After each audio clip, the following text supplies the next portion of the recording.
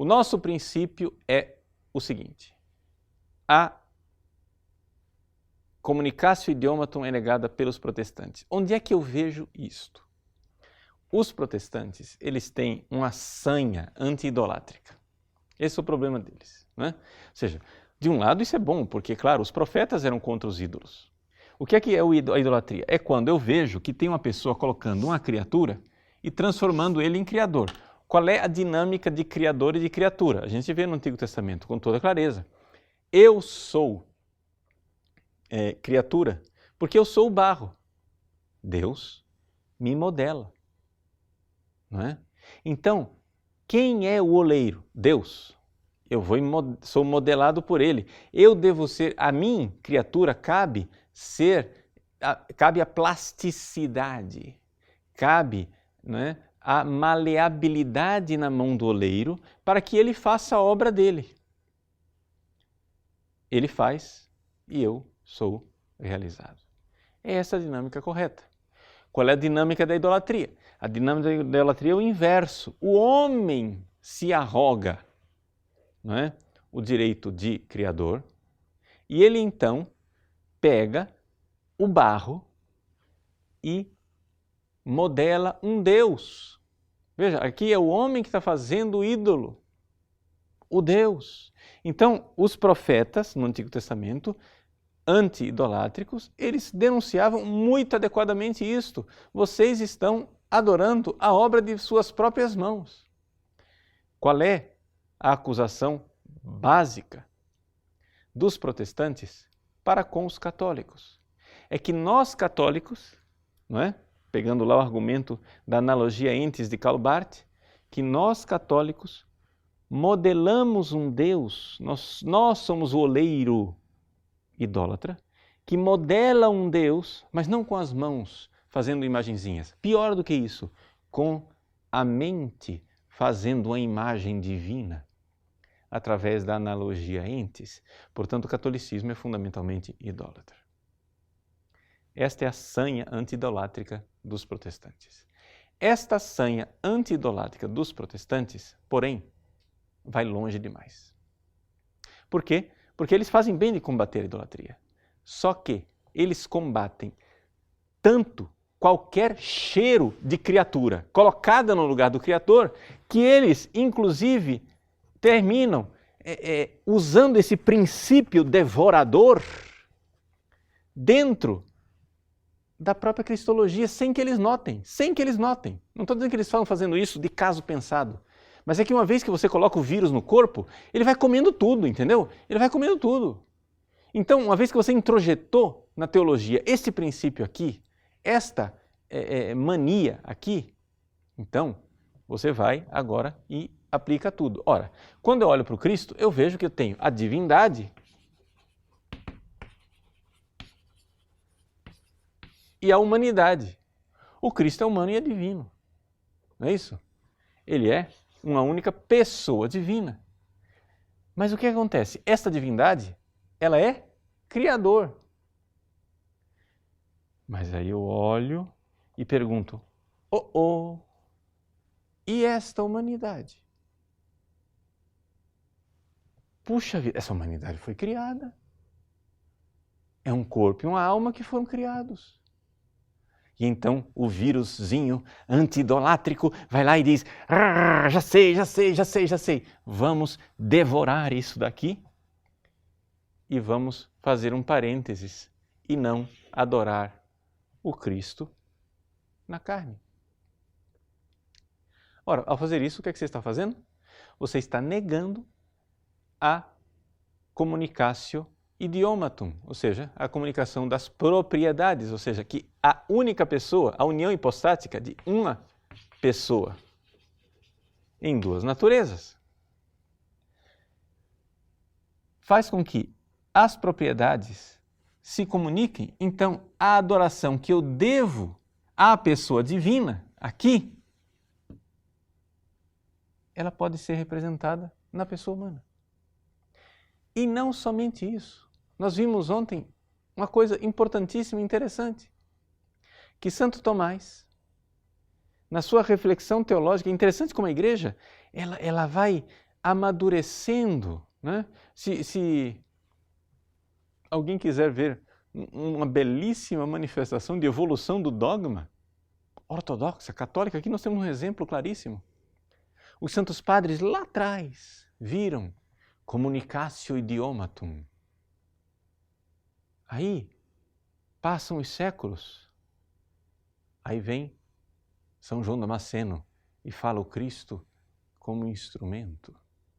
Aí Santo Tomás de Aquino pega essa ideia de São João Damasceno e desenvolve, vê que a humanidade de Cristo foi instrumento e que essa instrumentalidade se estende através também dos sacramentos e foi mais longe ainda.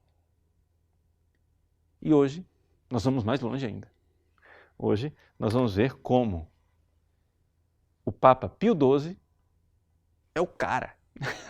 O Papa Pio XII, ele levou a reflexão teológica e a consciência da Igreja a um nível, a um patamar que nem São Tomás de Aquino tinha chegado na Suma, não é? Que é exatamente a encíclica Mystici Corporis. Agora, é claro, veja, eu estou dizendo aqui que Pio XII é o cara, mas nós sabemos que a encíclica de Pio XII, ela foi uma maturação, não é?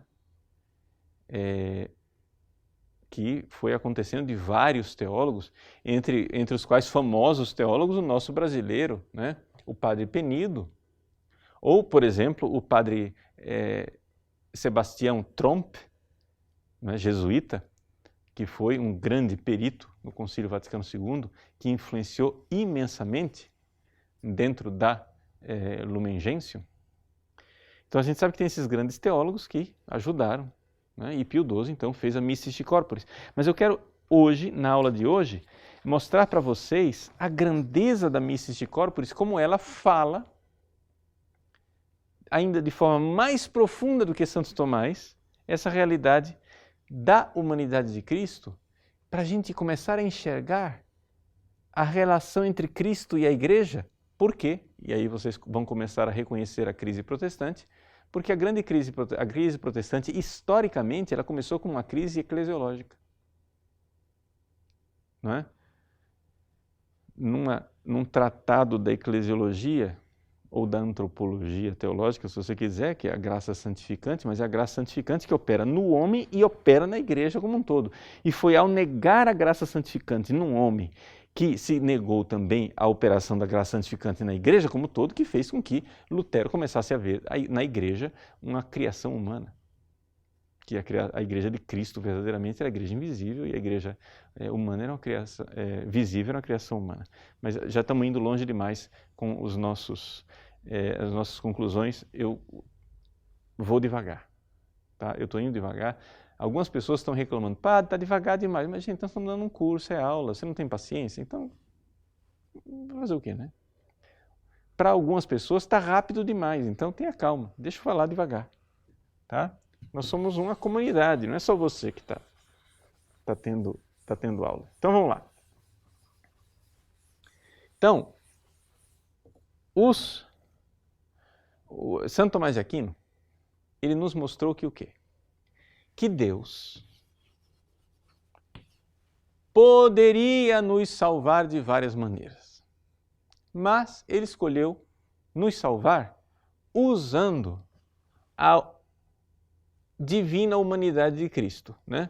Ele resolveu nos salvar de forma, vou usar uma palavra aqui, de forma teândrica.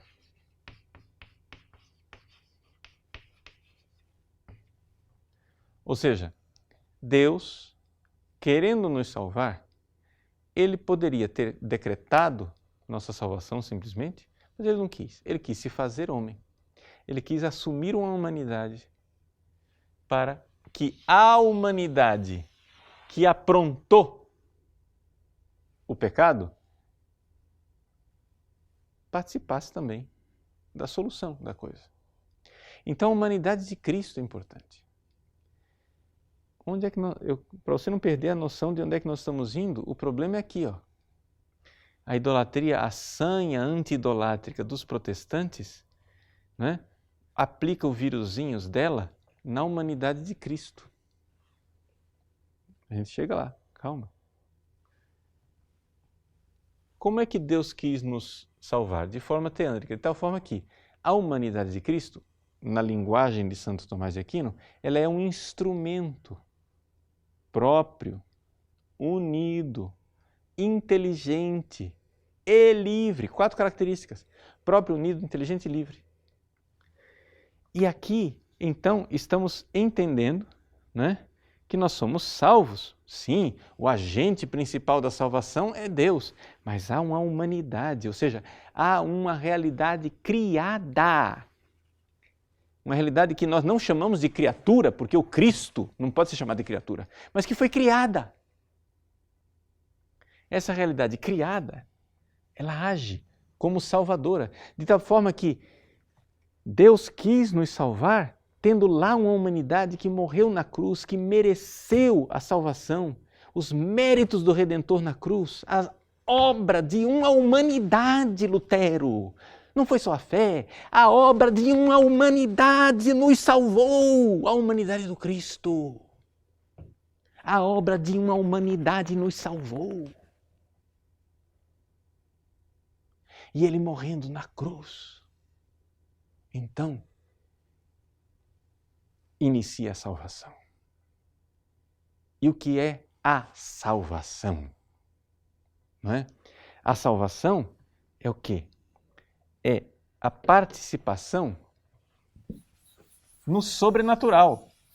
Estão lembrados de ontem?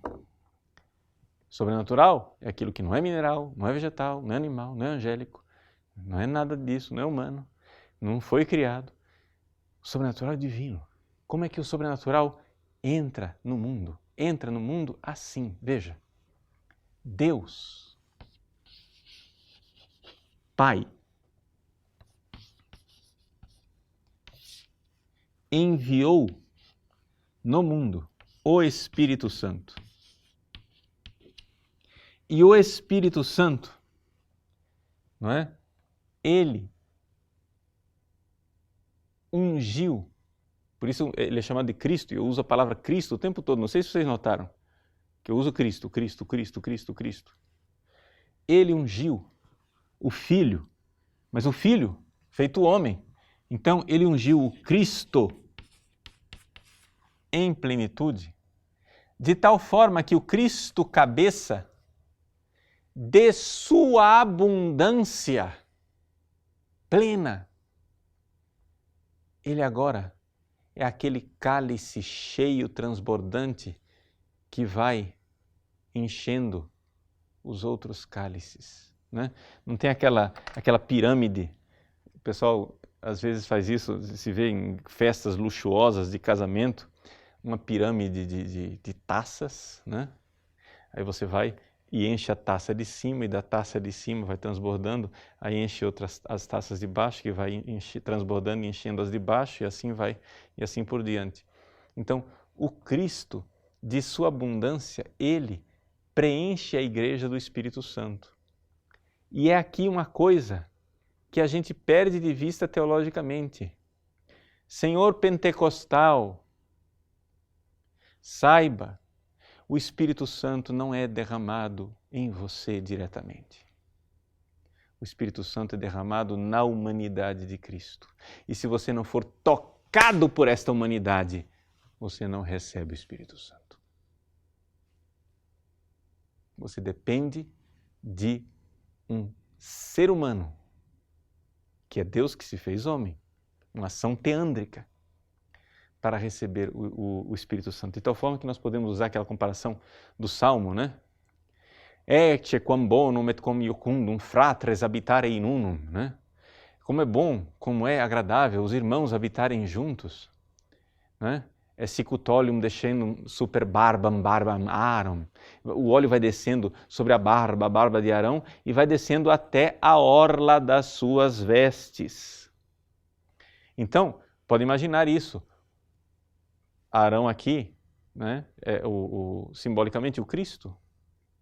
O Pai derrama sobre o Cristo cabeça o óleo, E o óleo é tão abundante, a unção é tão abundante, é tão transbordante, é tão plena, que esta unção ela vai descendo para o resto do corpo. Mas se a unção não cair na cabeça, não cai no corpo. Esta comparação do Salmo, não é? Nós vemos aqui expressa magisterialmente, autoritativamente, pelo Sumo Pontífice, o Papa Pio XII, na sua encíclica Mystici Corporis, de 1943. Né? Olha, se eu tivesse poderes divinos, eu ressuscitava Pio XII para beijar os pés dele e agradecer por essa encíclica. Uma coisa extraordinária. Uma coisa fantástica. Olha só o que ele diz no número 54 da encíclica. Quem tem o Denzinger, não é? Pode olhar que está no número 3807 do Denzinger. Na encíclica é o número 54. Ele diz assim: enquanto só Cristo, só Ele. Cristo quem é? É a segunda pessoa da Santíssima Trindade, que, sendo de natureza divina, assumiu uma natureza humana pela encarnação. Esse é o Cristo, né? Teândrico. Só Cristo recebeu sem medida este Espírito. Vejam só. Só tem um sentido aqui. Ele não está falando do Filho eterno, ele só pode estar falando do Verbo encarnado, do Filho que se fez homem. Porque para receber o Espírito Santo tem que ser um homem, né? Só ele recebeu sem medida este Espírito, o Espírito Santo, né? Non ad mensuram, sem medida em latim.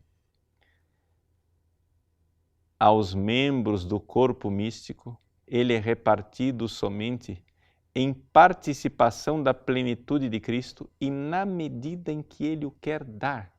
Puxa vida! Gente, isso daqui é muito mais do que o Tomás disse. Santo Tomás disse, mas isso daqui está dito de forma linda. Olha só, o sobrenatural, a vida divina, o Espírito Santo é derramado em forma sem medida, superabundante, plena, transbordante no Cristo. E os membros do corpo místico, nós, participamos desta vida divina, mas somente na medida em que é uma participação da plenitude de Cristo. Em latim está escrito assim, ex ipsius Christi plenitudine.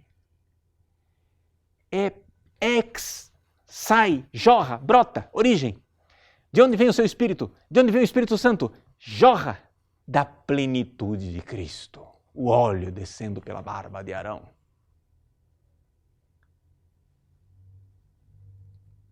E isto, secundum mensuram donationis Christi, segundo a medida que Ele quiser dar para você. O Cristo. O Cristo vai dar para você a medida da graça que Ele quiser dar. Porque não somos todos iguais. Existem pessoas que são mais agraciadas, que recebem mais graça, uma abundância maior da graça. A abundância que a Virgem Santíssima recebeu é muito maior, que São José recebeu, né? É o segundo na graduação, mas aí vem os outros. E a abundância de virtudes e de graça do Espírito Santo que Deus deu a um Padre Pio é muito maior do que as graças que Deus deu, né, a mim, Padre Paulo Ricardo. Outro dia estava vendo uma venerável serva de Deus, né, francesa, morreu na década de 80, Marthe Robin, né? A mulher viveu 50 anos só da Eucaristia e todas as semanas ela vivia a paixão e ressurreição de Cristo, uma coisa incrível. Deus deu a ela uma graça, Deus pesou ali com a, com a abundância do Espírito Santo. O negócio ali foi para arrasar. Quer dizer, Deus deu, é secundum, né? Mensuram donationis Christi. É conforme a doação do Cristo, diz o Papa Pio XII. Então, vejam só. Aqui, nós então já começamos a contemplar o mistério da Igreja. O que é o mistério da Igreja? O mistério da Igreja, diz o Papa Pio XII, é muito bem expresso, não é? Nessa comparação, nesta metáfora maravilhosa, que é a metáfora maravilhosa de corpo místico de Cristo. É uma metáfora. E ele leva boa parte da encíclica para explicar por que esta metáfora é tão perfeita, não é?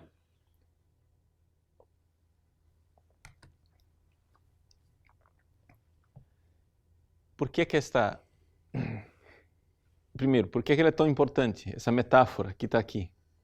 Esse símbolo da Igreja, que é o corpo místico. Bom, primeiro porque está baseado, né, na própria revelação bíblica, a revelação da tradição da Igreja, a revelação, porque nas cartas de São Paulo, a experiência basilar de São Paulo, a conversão de São Paulo no caminho de Damasco, cai no chão e a luz o atinge e uma voz diz: Saulo, Saulo, por que me persegues? Quem és tu, Senhor, para que eu te persiga? Eu sou Jesus a quem tu persegues. Mas se Saulo fizesse um exame de consciência naquele momento, ele podia redarguir e dizer de volta para Jesus: mas Jesus, nunca te persegui, cara, nunca te conheço, nunca te vi. Eu persigo os cristãos. São esses que eu persigo. Vejam que a conversão de Paulo não foi... Paulo não se converteu pegando a Bíblia, colocando debaixo do braço, indo debaixo de uma árvore, lendo a Bíblia e sendo iluminado diretamente pela leitura bíblica. Saulo se converteu se encontrando com Cristo ressuscitado, que lhe apareceu como um abortivo, como ele diz na primeira carta aos Coríntios, mas numa experiência profundamente eclesial desde o princípio. Não foi uma experiência pessoal, eu e Jesus, Jesus e eu. Foi uma experiência eclesial. Porque me persegues nos membros da Igreja. E exatamente essa experiência fundante que vai fazer com que Paulo, nas suas cartas, né, quase que assim, é quase uma antífona que ele repete, que ele desenvolve mais na primeira carta aos Coríntios, mas nas outras cartas também está presente essa ideia de que nós somos membros do corpo de Cristo. Nós somos membros, é a metáfora que ele consegue. Mas essa metáfora que ele colocou lá do corpo de Cristo, ela também está presente, por exemplo, nas falas de Jesus de outra forma. No Evangelho de São João, quando ele fala da videira, eu sou a videira, vós sois os ramos, essa profunda comunhão com Cristo. Essa profunda comunhão com Cristo, ela está colocada de forma corpórea, física, na metáfora do esposo, que é usada pelo Cristo e é desenvolvida por São João no Apocalipse. As núpcias do Cordeiro, em que a esposa é a Igreja e o esposo é o Cristo. E essa união, de tal forma que formam um só corpo, a Igreja forma um só corpo com Cristo, assim como a esposa forma um só corpo com o seu marido. Mas a metáfora do casamento é linda e maravilhosa, sabe por quê? Porque se a gente usa só a metáfora do corpo, você vai dizer assim: não, mas eu perco a minha personalidade, porque a mão não tem personalidade. Mas a metáfora do casamento são duas pessoas que se unem num só corpo e as duas permanecem com suas personalidades.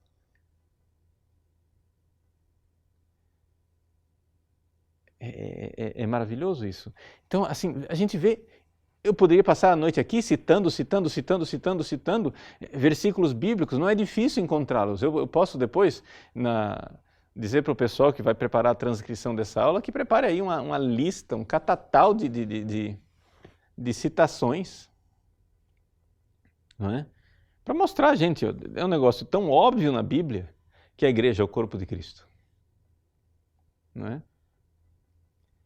Agora, a perfeição desta comparação, né, está no fato de que um corpo ele tem uma alma, tem cabeça e tem alma.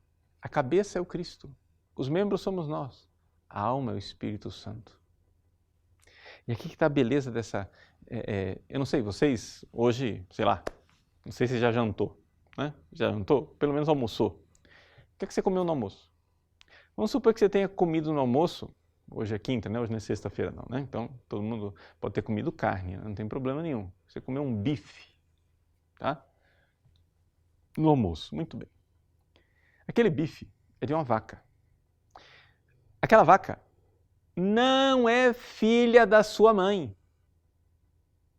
A vaca não é filha da sua mãe. Estão de acordo? A vaca não nasceu da sua mãe. Mas a partir daquela refeição, será. Porque vai ser assimilada no seu corpo. A vaca é filha da vaca. Mas aquele bife vai ser assimilado no seu corpo e vai ser integrado no corpo. E quem é que vai fazer o papel de integrar isso? É a alma. Você tira a alma, o negócio se esfacela e vira pó no túmulo. Põe a alma, vira corpo. Tira a alma, esfarela. Então, existe o Espírito Santo, que é o Espírito Santo que une os membros da igreja à cabeça que é Cristo, mas aí nós já vimos que esta realidade do Espírito Santo que passa a vida divina que está neste corpo, esta vida sobrenatural, que não é mineral, não é vegetal, não é animal, não é angélico, essa coisa sobrenatural que está aí, ela foi derramada primeiro no Cristo. Por quê? Porque a união hipostática, né, faz com que este homem esteja tão unido a Deus e mais unido a Deus do que qualquer coisa unida na criação. A única coisa mais unida do que isso é a Trindade. Então ele está unido, ele recebe o Espírito Santo, ele tem essa união e agora nós vamos nos unir a Ele, porque Ele vai nos dar o Espírito Santo e nós vamos nos unir a Ele. Agora eu quero aqui colocar para vocês, né, uma coisa fantástica. É outra coisa. Eu ressuscito Pio XII pela segunda vez e beijo o pé dele. Agora beijar a mão, já beijei o pé, agora beijar a mão. Pronto. Número 60, da Mystici Corporis. Ele diz assim, ele se pergunta, né? Está fazendo uma explicação teológica. Por que é que a gente diz que nós somos membros do corpo de Cristo? O que é que nos une? Né? É corpo místico. Então pode parecer que místico, na cabeça de algumas pessoas, né, seja mistificação, ou seja um negócio assim meio fantástico, fantasmático, imaginário, de faz de conta, né? Faz de conta que eu sou sei lá o quê. Não é faz de conta.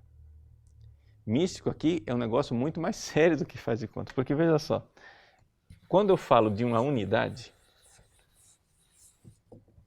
a unidade de um corpo,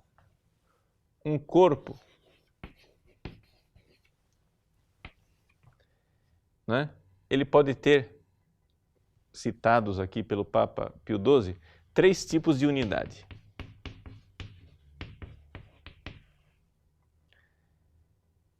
Unidade número 1, física. Unidade número 2, moral. Unidade número 3, mística.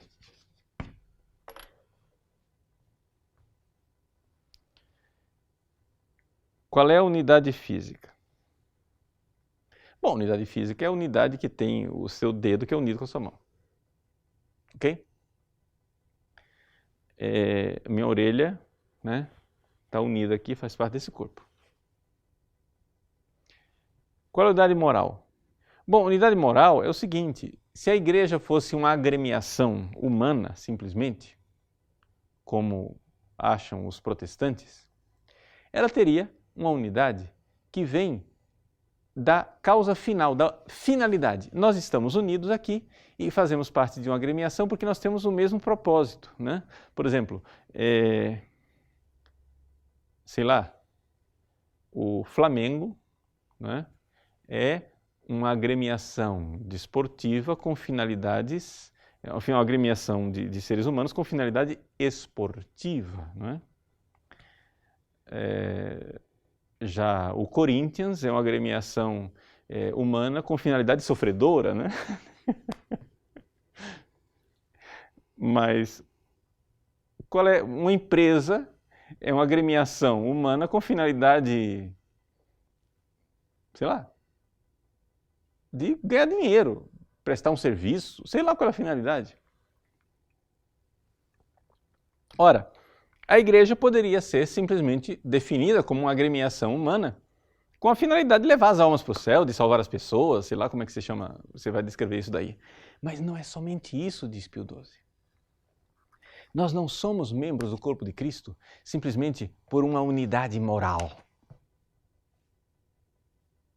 Seria muito pouco. Ele diz assim, né? Ora, se compararmos, estou no número 60, tá? Se compararmos o corpo místico com o corpo moral, veremos que a diferença não é leve, mas importantíssima e seríssima. No corpo moral não há outro princípio de unidade senão o fim comum e a comum cooperação sob a autoridade social para o mesmo fim. Então, nós cooperamos juntos, temos a mesma finalidade, cooperamos, tem até uma organização, pode ter uma hierarquia, né? Tem o gerente, tem os vendedores, tem o pessoal da contabilidade, o pessoal do RH, tem os entregadores, etc, etc. Cada um é um corpo com a finalidade, né? Já no corpo místico, de que falamos, há essa aspiração comum, ou seja, até aqui a coisa pode ser igual, né? De fato, a igreja tem uma finalidade comum, tem uma hierarquia, cada membro tem a sua, né, função. Até aqui parece igual.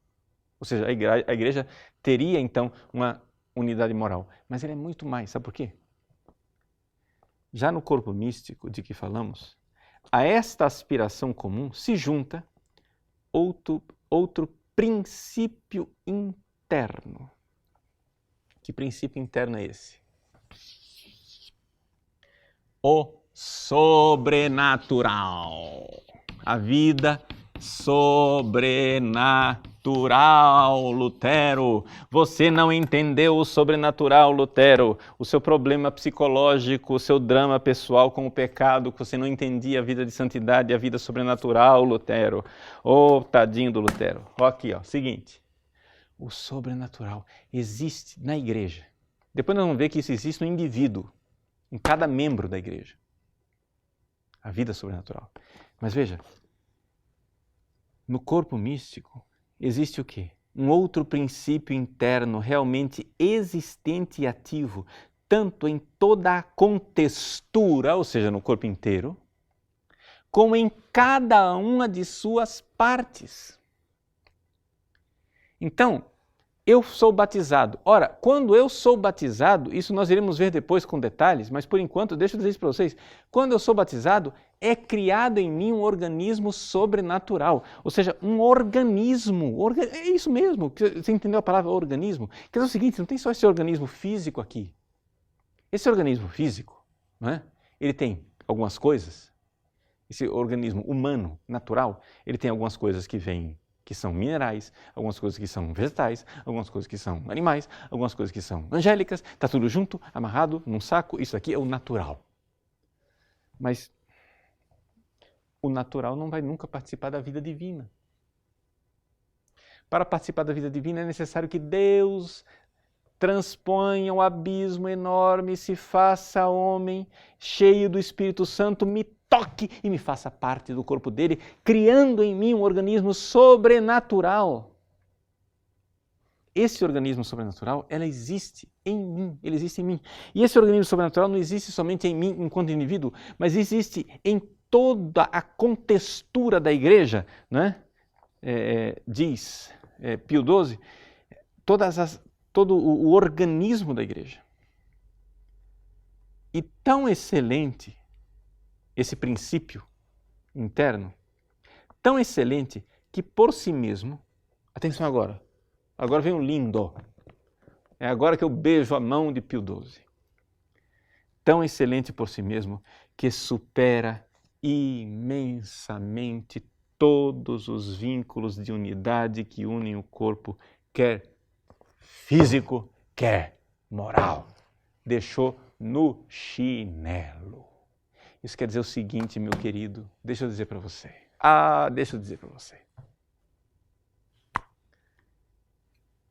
Se eu estou em estado de graça e sou membro da igreja, e você está em estado de graça e é membro da igreja, eu estou mais unido a você do que o meu dedo está unido à minha mão. Nós somos um só corpo. Dizer que nós somos o corpo místico de Cristo não é dizer que a nossa unidade é uma unidadezinha simbólica, uma unidadezinha michuruca, uma unidadezinha de faz de conta, de jardim da infância. Dizer que essa unidade é mística, ela é profunda, mas de uma profundidade que a unidade física não é capaz de imaginar, que a unidade moral não é capaz sequer de, tocar a orla do manto dessa unidade maravilhosa que está no corpo de Cristo. Ela supera. Isto é, diz o venerável Pio XII, isto é algo não da ordem natural, mas sobrenatural. Mais ainda, em si mesmo, absolutamente infinito e incriado. O Espírito Divino, que sendo um só e o mesmo, repleta e une toda a igreja. Totam ecclesiam replet et unit. O Espírito Santo. Expliquei. Ora, é evidente que isso daqui, gente, que eu estou expressando para vocês, aquilo que é a unidade da igreja, maravilhosa e fantástica, não é? Ela não pode ser aceita pelos protestantes. Você vai dizer assim, não, padre, mas nós protestantes aceitamos, porque é assim, deixa eu explicar para o senhor, que o senhor não está sabendo teologia protestante. Eu vou explicar para o senhor. É que é o seguinte, Lutero fala que existe a igreja invisível e a igreja visível. A igreja invisível, ela é a verdadeira igreja de Cristo, que ela é feita pelos eleitos, aqueles que são predestinados a ser os membros, né, do corpo de Cristo lá no céu. Agora, isso é uma coisa que só Deus conhece, só Deus vê, porque a gente não sabe quem é eleito. Você é, você não é, você é, você não é, você é, você não é. Isso a gente não sabe quem é. O saquinho do chá está atrapalhando aqui. A gente não sabe quem é.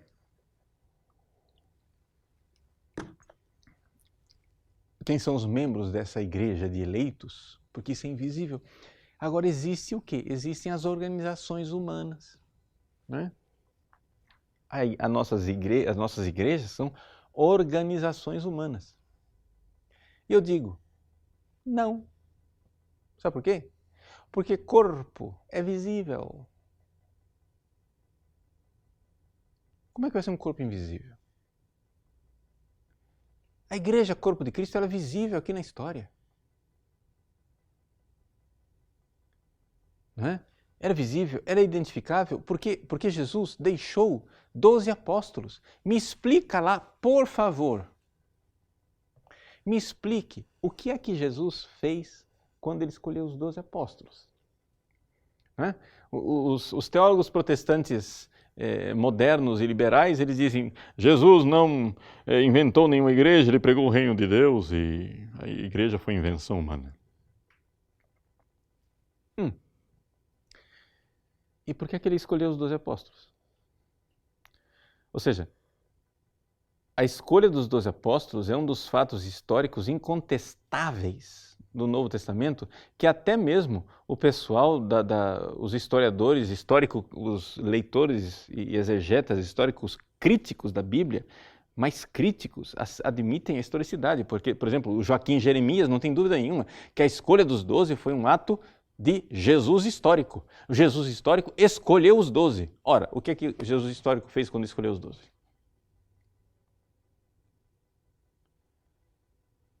Então, vamos usar aqui a teologia de Ratzinger. Ratzinger pergunta, o pessoal que fica dizendo aí, Jesus não fundou a igreja. Não? Bom, vamos fazer a pergunta certa. A pergunta certa é a seguinte, o povo de Deus, ele já existia antes de Cristo. Estamos de acordo? O povo de Deus já existia. Então a pergunta é, Jesus veio abolir o povo de Deus ou veio reformar o povo de Deus? Então por que a gente fica dizendo assim, porque o povo de Jesus fundou a igreja? Sim, fundou. Pio XII usa a palavra fundar, mas ele usa a palavra fundar entre aspas. Né? Jesus fundou o povo de Deus? Sim, no sentido que ele é o fundamento, ele é a pedra sobre a qual está edificada a igreja. Mas, veja, não é esse o negócio é outro. Lá atrás, já existia o povo de Deus. Quando Jesus escolhe os 12, ele está reformando o povo de Deus, e isso é claro, é evidente. Assim como o povo de Deus começou com os 12 filhos de Jacó, agora ele junta outros 12, e o que é que ele está fazendo? Ele está fazendo um novo povo de Deus, reformando aquele antigo, mas de outra forma. Como? Onde o vínculo não é mais o vínculo de sangue que vem de Abraão. O vínculo agora é o vínculo do Espírito Santo que nos une a Cristo, cabeça da igreja, corpo místico de Cristo. Então, vejam só. Diz o Papa Pio XII. No número 77 da sua encíclica, ele diz de forma ousada que a cabeça mística que é Cristo e a igreja, que é na terra como um outro Cristo, e faz as suas vezes, constituem, olha a expressão, um só homem novo, em quem se juntam o céu e a terra para perpetuar a obra salvífica da cruz. Este homem novo é Cristo, cabeça e corpo, o Cristo total. Pronto. Então, vejam só. A humanidade de Cristo, que é o ponto que a gente vem martelando durante 3 aulas e agora você finalmente entendeu por quê. Por que eu precisava insistir nos princípios teológicos que mostram que a humanidade de Cristo foi o instrumento de nossa salvação? A humanidade de Cristo, né, é fundamental, é o caminho através do qual Deus nos salva, não há outro caminho. Qualquer pessoa que seja salva, ela precisa ser tocada pela humanidade de Cristo, pela humanidade de Cristo. Porque a humanidade de Cristo irá tocar aquela pessoa e dar àquela pessoa o Espírito Santo. O Espírito Santo vem do Cristo. Se eu não for, ele não virá.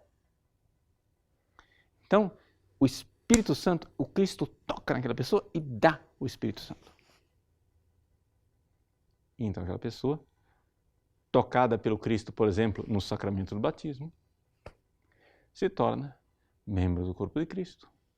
E sendo membro do corpo de Cristo, há esta unidade, que é uma unidade sobrenatural, de um organismo sobrenatural que foi criado nele, um organismo sobrenatural que é a igreja. Agora acontece o seguinte, gente, vamos ser bem sinceros. Este organismo sobrenatural que realiza em nós a santidade, que em gente sem vergonha, como eu e você, que não somos santos ainda, queremos ser, mas não somos. Em gente sem vergonha, como eu e você, esta graça sobrenatural, ela está lá numa parcela, né, digamos assim, de semente para ser desenvolvida. E nos grandes santos foi desenvolvida numa árvore frondosa, né? Esse organismo sobrenatural em nós está lá como uma semente de mostarda a ser desenvolvida pela caridade, pelo amor, pela oração, etc, etc, etc. Mas nos santos já foi desenvolvido de forma frondosa. Então o que acontece? Este organismo sobrenatural, ele existe, ele está lá. O Lutero, alguém precisava ter ensinado a esse rapaz a desenvolver o organismo sobrenatural e ele resolveria o problema do pecado e ele não entraria nessa bobagem fenomenal de simul justus et peccator. Ao mesmo tempo justo e pecador. Para com isso, você não entendeu nada de santidade. Alguém ensine a esse rapaz teologia católica. O problema é que o Lutero ele nasceu numa Europa desolada, onde os teólogos católicos eram todos semi-analfabetos, por causa de uma desgraça chamada universidade, depois outra desgraça chamada nominalismo, e depois outra desgraça chamada peste negra. E pronto, desgraçou tudo. Quem quiser os detalhes da desgraça, vá lá no curso de História da Igreja Medieval. Pronto. Ainda tem outra desgraça, humanismo. Esqueci uma das desgraças. Mas alguém precisava ensinar para o pobre do Lutero como é que é a vida de santidade, como que funciona Lutero. E ele ia sair desse drama e ele não ia deixar de acreditar na graça sobrenatural, na vida sobrenatural dele. E foi desconfiando da vida sobrenatural dele que ele então desconfiou da vida sobrenatural do organismo inteiro da igreja e inventou aquela solução bendita lá da sola fide, somente a fé, etc. Mas aí, aqui você está começando a enxergar como é que as coisas, né? Padre, pera lá, mas o Lutero ele raciocinou assim como o senhor mostrou no curso, né? Ou seja, ele pensou a união hipostática, a communicatio, idiomatum, aí depois o Cristo instrumento, aí depois agora o corpo místico de Cristo e a vida sobrenatural no corpo místico, foi assim que ele raciocinou? Não! Ele viveu o drama dele lá. Eu só estou mostrando aqui a arquitetura do edifício teológico que o Lutero foi lá, tirou uma pedrinha que estava ali, clique, e desabou tudo. Entende? Eu só estou mostrando para vocês a beleza da fé católica, que, me desculpem, não é conhecida nem pelos católicos, porque, vamos lembrar, Lutero era um teólogo católico. Um teólogo católico, ignorante, que não conhecia a teologia católica direito, que negou uma igreja que ele imaginava existir, mas ela nunca existiu. Porque aquela igreja corrupta do Renascimento que ele estava vendo ali, aquela não era, né, a igreja de Cristo com sua teologia, com sua vida sobrenatural, etc. e tal. Aquilo lá era uma realidade humana em crise. A igreja de Cristo, a Imaculada, ela existia nos seus santos. Porque ao mesmo tempo em que existia um Alexandre VI, Borgia, com 12 filhos, papa, sifilítico, existia na mesma Europa, ao mesmo tempo, uma Teresa d'Ávila, um Santo Inácio de Loyola, um Filipe Neri, esses grandiosos santos, extraordinários da vida da igreja. A igreja viva estava lá, era a igreja dos santos. E se eu sou católico para participar da igreja dos santos. Santos visíveis, não invisíveis. Quando um santo é santo, ele é bem visível. Porque ninguém acende uma vela para colocá-la debaixo do alqueire, mas a coloca num candelabro para que ela brilhe e ilumine toda a sala, porque fareis obras maiores do que essas e brilhareis como astros luminosos. E os nossos santos são luminosos na história da igreja. Os nossos santos são lindos. É lindo ser católico. É lindo ter santos que iluminam, que são faróis e que nos dizem: existe vida sobrenatural. A igreja de Cristo sobrevive às desgraças, às pedofilias, às misérias, às traições, às heresias. Jamais non prevalebunt, não irão prevalecer. Ela sobreviverá. Nós temos a garantia do Cristo. Podem vir as tempestades, cair as chuvas, mas a casa está fundada sobre a rocha firme do Cristo. para chegar aqui, precisava ter dado 3 aulas de fundamento. Agora, molequinho impaciente que não quis esperar, né? O curso está muito lerdo. Ah, meu amor, se você quer o beabá da apologéticazinha, do versículozinho bíblico, para responder ao seu vizinho protestante, você vai para o cursinho do beabá. Nós estamos aqui dando curso de teologia séria e profunda. Tá bom? Tenho dito. Então, seguinte, nosso horário estourou, as perguntas ficam para amanhã. Tá joia? Mas eu agradeço vocês, foi uma alegria estarmos juntos. Desculpem, assim, a retórica às vezes, se alguém ficou ofendido aí, mas é que às vezes eu fico meio, agitado, mas não é porque eu quero mal a vocês, mas é porque um pai também precisa às vezes dar um puxão de orelha no filho, quando ele não está entendendo as coisas, tá bom? Mas foi por bem querer, tá bom? Deus abençoe vocês. Até amanhã, se Deus quiser. Em nome do Pai, do Filho e do Espírito Santo. Amém.